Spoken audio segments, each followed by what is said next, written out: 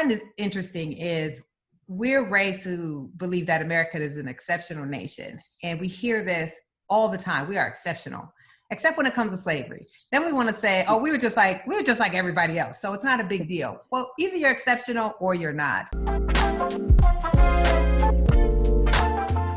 Why do you think overall, because I'll get into some of the counter arguments that I know you hear about looking into slavery, which are all infinitely stupid, but we'll get into them anyway. But why do you think it's important that in 2020 that we understand what the legacy of slavery is? Yeah, I think I know that's a rhetorical question because we just have to look out at what's happening in the streets right now. So what leads a white police officer to put his hands in his pocket and kneel on a Black man's death for 8 minutes and 46 seconds, knowing he's being recorded? What leads to that moment? What leads people all across the country in all 50 states to take to the streets to have to declare what should be a fundamental truth, which is that Black lives matter?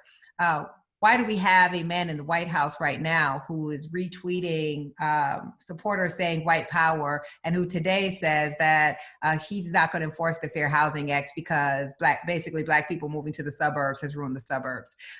All of that is because we were a country who engaged in chattel slavery, who believed that it was okay to buy and sell human beings for profit, and had to develop a system of racism to justify buying and selling human beings for profit. And we've never purged ourselves of that legacy. Donald Trump got elected because we are a country founded on white supremacy, and he spoke to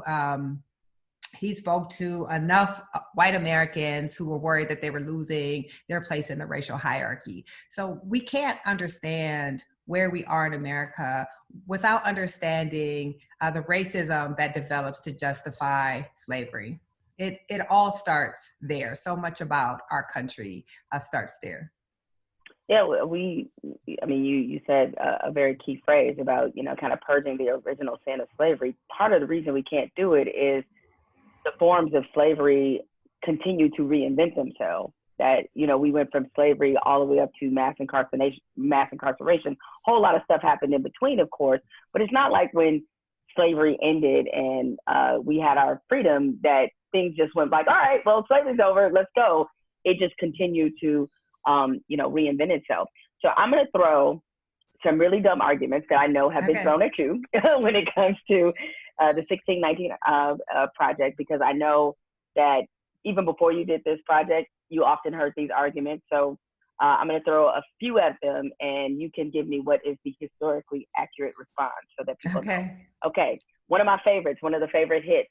But Black people sold other Black people into slavery, of course, referring to Africans selling slaves to white Europeans. The response is? Yeah, so one, there was no such thing as Africans back then. We're talking about hundreds of different nations and ethnic groups who did not actually see themselves as selling each other into slavery. So we would not say that Europeans fought Europeans in World War II. We say that Germans fought the French and the English fought the Germans. So that's just racist to flatten all of these different groups together. But also, the type of slavery that was practiced in Africa was not a racialized, heritable chattel slavery where people had no existing rights, where your children were born into slavery and their children forever, and that your very identity was a slave.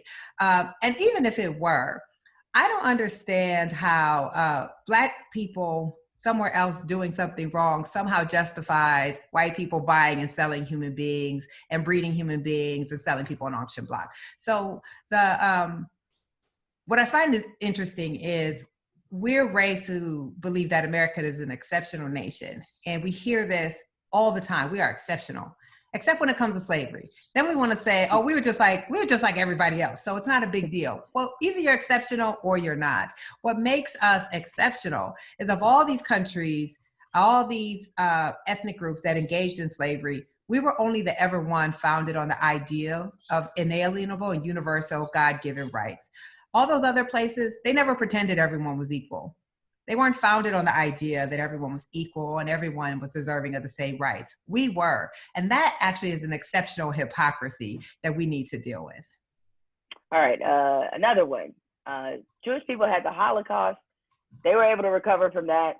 Why can't you Black people recover from something that happened or started, I should say, 400 years ago, or that lasted for 400 years?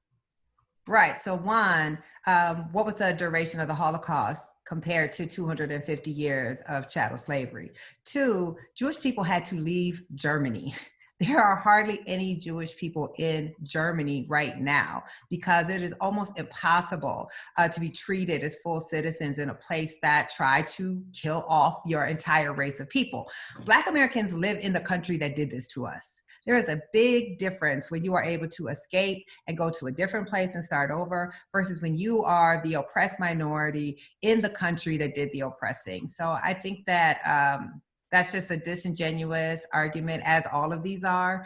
And also, we don't need to compare different groups of people. People have suffered in different ways. And when Jewish people came to the America, they were not on the bottom of the racial caste system. And the fact that we think of Jewish people as white right now, I think speaks to the different experiences here in America.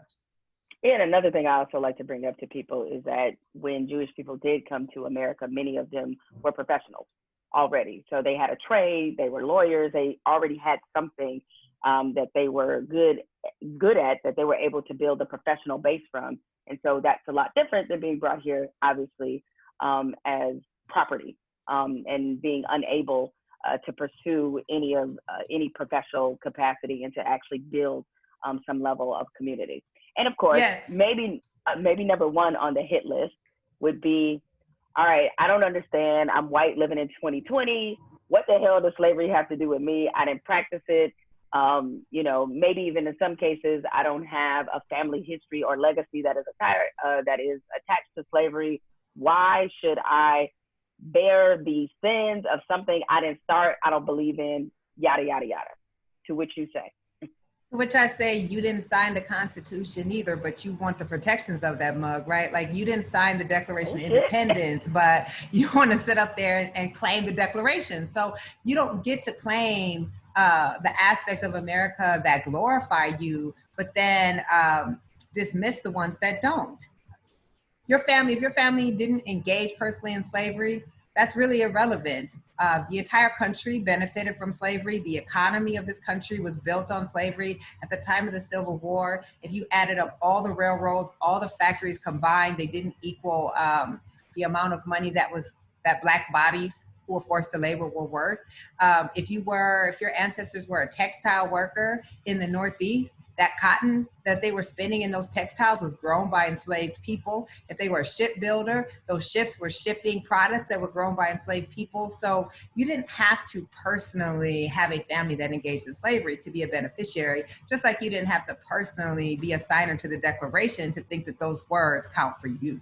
The second thing that I would argue is it's not as if, as you said, everything at 1865 became equal. We know that the end of slavery was followed by 100 years of legalized racial apartheid and terrorism. And our parents were born in that generation. Our parents experienced legal discrimination across American life. They experienced terrorism across American life. So you don't have to go back to slavery. This country has never treated Black people equally for a single day. And the debt is a societal debt. If you consider yourself to be an American, you have to accept the good and the bad. Do you think that part of the reason why we have been, as a country, unable to come to grips with what the cost, the complete cost of slavery, is it because I've often said this, America has run the greatest PR campaign in the world. Like, we really believe we're the best nation in the world. We buy into this. Yes. We're the freest nation. This has been baked in our brain since we were little, whether it was a reality in our life or not. You write in the essay that in the 1619 Project, you talk about dealing with the hypocrisy of writing a document about freedom while you were enslaving people at the same time. Yes. Is some of that not just the hypocrisy, but that conflict in us, is that something that is carried over? And maybe that's the reason why it's so hard for us to cope with this original sin that has lasted as long as it has. Yeah, absolutely. I always say that Black people are the most inconvenient group of people in this country, because every lie we want to tell ourselves about our greatness, Black people are like there in the shadow, living in opposition to that. So, July 4th, 1776, 1/5 of the American population is in absolute bondage, as Thomas Jefferson is writing those words of the Declaration that most Americans can cite without even having to read, right? We hold these truths to be self-evident. All men are created equal, endowed by their creator with inalienable rights. As he's writing those words in Philadelphia, he has brought his wife's enslaved brother to keep him comfortable while he's writing these words of universal freedoms to the world. He, of course, owns about 200 people, human beings, including children, that he tortures in order to get them to make money for him. So that paradox is so hard for us to deal with. Like, you think about how we call ourselves, the World War II generation, the greatest generation. Well, Black people were serving in a segregated military, being lynched for having the nerve to wear their uniforms after fighting for freedom abroad, and we're living in racial apartheid. So it is so hard for us to deal with this hypocrisy at our founding that we have to punish Black people for surviving slavery, because by surviving slavery, we are the constant reminder of this nation's flaws. And instead of doing something like Truth and Reconciliation that you've seen in places like South Africa, our response has been denial. It wasn't that bad. It was a long time ago. Just get over it. Anything that you're suffering is your own fault. We really can't, as a country, because we have so bought into this idea of us being, as you said, the freest, most exceptional nation in the world. We cannot deal with the fact that we enslaved 1/5 of our population. And actually grew that population after the Declaration. So at the Declaration, there were about 500,000 enslaved people in this country. And 100 years of freedom later, there were 4 million enslaved people in this country. We can't deal with it, and so we try to suppress those stories and keep Black people on the bottom, because that's what this country has felt is necessary.